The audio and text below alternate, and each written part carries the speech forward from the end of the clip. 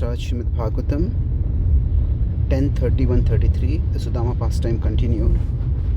We have discussed till now how Sudama has been amazed and delighted to see the dramatic transformation in his fortunes. And now we are getting a glimpse into his heart, into his thinking. Ultimately, what defines a devotee is not the externals but the internals. A devotee can be living in opulence like Pundarik Vidyanidhi and still be extremely devoted.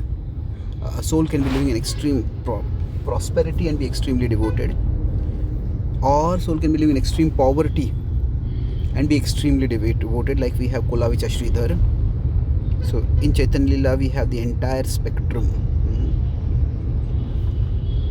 and like that we need to look at the heart of a person to understand where they are in the world of devotion. And that's why these sections where we get a glimpse into their heart through their words, this what is being spoken is almost like a personal reflection. In novels, this is often called as an internal monologue, that it is a person thinking to themselves. What is being said, it is not that Sudama is speaking this to his wife or to his servants who have recently become his servants. So Srila Prabhupada's Markine Bhagavad Dharma song is also like a internal monologue. It is basically he's speaking to him. Of course, there he's praying to Krishna. So it's not a public. It's not a public lecture, but still it's something like an internal monologue in the sense that it is being not spoken to anyone else. So it's not the same but a similar genre. So let's look at what Sudama is saying over here. Nunam baitaitan mamadur bhagasya shashvad daridrasya samriddhi heto mahavibhute ravalokatonnyo naivo papadye yaduttamasya. So he is inferring the cause of his sudden change of fortune, and he is saying Durbhagasya Shashvat Daridrasya. It is I am an unfortunate person. Durbhagasya. And what is the Durbhaga? That Shashvat Daridrasya.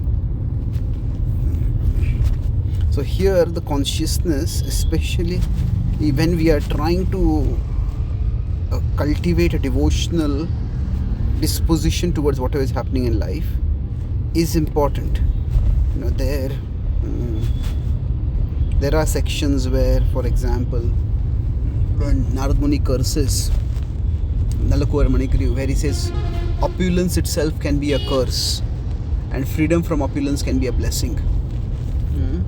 That is one special case where we can see that what is a devotee's reasoning in cursing someone. Actually they are blessing, but it seems like a curse. But we have to understand that those are exceptional situations. Generally, poverty is considered to be a state of misfortune. No, there's no need to romanticize poverty. That if one has to struggle for food on a daily basis, it is a very painful situation to be in, and much of one's physical energy as well as emotional energy goes in making that arrangement. So he's saying Durbhagasya Shashvat Daridrasya. So in that sense, from the state of misfortune, he is saying Shashvat Daridrasya Samriddhi heto. So from poverty he has come to prosperity. And how has this turn come about? He's saying Mahavibhuter Avalokato Anyo. Mahavibhuter, that's immense opulence. has come from the one who has immense opulence. So Vibhuti refers to opulence. In this case, Mahavibhuti refers to the one with the great opulence. Krishna is referred to in the 10th chapter of the Bhagavad Gita called Vibhuti Yoga.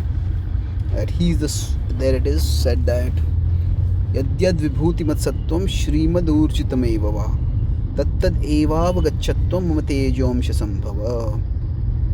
So he is the source and sustainer of everything opulent and attractive in this world. In fact, all of it just manifests just a spark of his splendor. So he is the source of all opulence. Mahavibhutir Samruddhi Hetu. The specific Vibhuti that has been talked about it is opulence. Naivo Papadyet. He says, I cannot see any other cause. Na Upapadyet is not to be found except Yaduttamasya. So he is not referring to Krishna by the name Krishna. He is talking about Krishna's illustrious position in the world by saying that he is the best of the Yadus.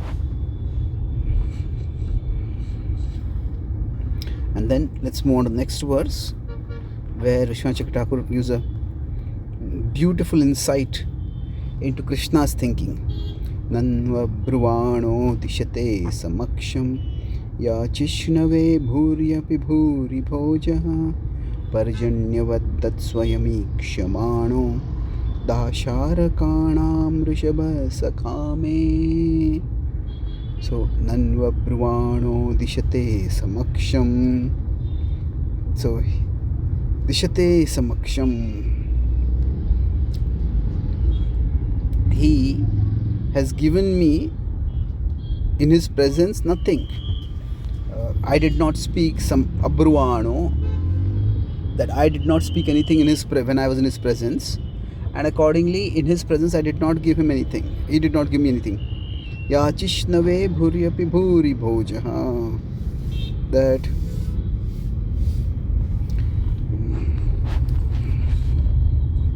so he who is bhuri bhojaha, who is very generous, in his presence I spoke nothing, and when we were together in his presence he spoke nothing about my secret desire which I had kept secret in my heart. He still noticed it. He is a parajanyavat tat swayamikshamano. So samaksham and ikshamano, there is this beautiful idea that when somebody is in the presence we can see them, but real seeing is not just seeing the words that they are speaking, but what is also their thinking. That's possible among close friends. Parjanyavat tat swayamikshamano. So he is like a cloud. Dasharhakanam rishabha sakhame. He is the Dashara descendant of Rishabha in that most exalted dynasty. Sakhame, he is my friend. So what is being said actually over here? Literally the verse is saying is, although I did not speak anything about my desire for wealth or my need for wealth in his presence, he understood it and he has blessed me as is befitting for me, for my friend who is a descendant of the Dashara dynasty. Now Chakravarti Path makes three distinct points over here. He says that the Dasharas are especially known for their generosity. Now in the Mahabharata, Karna is considered to be Danavir, but there is no real incident where, at least given in the original Mahabharata text, which shows that Karna was especially more charitable than everyone else. He was charitable, no doubt, but not more than everyone else. Dasharas were extraordinarily charitable. In general, Kshatriyas were charitable. And what is considered as a famous charity by Karna of giving his own kavacha and Kundal to Indra is actually a swap, where he gave up invincibility against his opponent for the chance to kill his opponent. The Pandavas are going to get nothing over here. Krishna is getting nothing over here. But why is Krishna giving? Krishna is thinking that here he is feeling that what I gave Krishna and Sudama gave something from outside his house. His wife had to go out to get something. He had to go out to get the grains to give to me. So I have to go out to get something, but there is nothing outside me to give to him. So therefore, what will I give? I will give it to him because I don't feel there's anything worthy to give to him in his presence. Therefore, I'll give him secretly. I'll give him discreetly. Now, love is expressed in different ways. Sometimes when we give a gift and we watch the person opening the gift, that gives us some joy. But if we feel the gift is not worthy, or for some other reason in friendship, we may just leave the gifts as where somewhere they will notice it. So Krishna is feeling like this, and the Parjanya, the example which is given over here, is for the idea that when the cloud gives something to the rains, the farmers have performed yajna, and the cloud feels what I'm giving is so little, therefore the cloud may give rains at night so that the farmer doesn't feel inconvenience in their work, while at the same time the farmer will know that the clouds are given, but the cloud doesn't claim credit. So from a material and spiritual perspective, things are so different. From a spiritual perspective, Krishna feels that what Sudama has given is so much, what can I give in return? Whereas from material perspective, if you see, what Sudama has given is so little, and what Krishna has given is so much. But here we see how the difference in material and spiritual perspectives is a indication of the sweetness of devotion. Thank you.